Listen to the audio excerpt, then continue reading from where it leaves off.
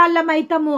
కానీ దేవుడు అంటుండు, నేనైతే మిమ్ములని మనోవిచారమును కానీ దుఃఖంని కానీ నేను మిమ్ములని అప్పజెప్పను.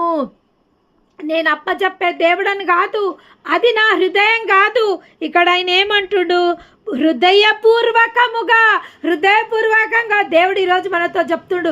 మనం ఎవరితోనైనా మాట్లాడితే ఏమంటాం, నిజంగా నా మనసు పూర్తిగా నేను చెప్తున్నా ఈ మాట, ఇది నా మనసులకే వచ్చింది, ఇది మనసు పూర్తిగా నేను చెప్తున్నా అనే వర్డ్ని మనం యూజ్ చేస్తాం. ఈరోజు దేవాది దేవుడు ఈ రాత్రి కాల సమయంలో మనతో కూడా ఏమంటుండంటే, హృదయపూర్వకంగా నా మనసు అంటారు చూడు, నా మనసు పూర్తిగా నేను ఎవరిని విచారణ పాలు చెయ్యనేను, ఎవ్వరికి ఏమంటారు బాధలు కలగజేయనేను. ఎంత మంచి దేవుడు చూడండి.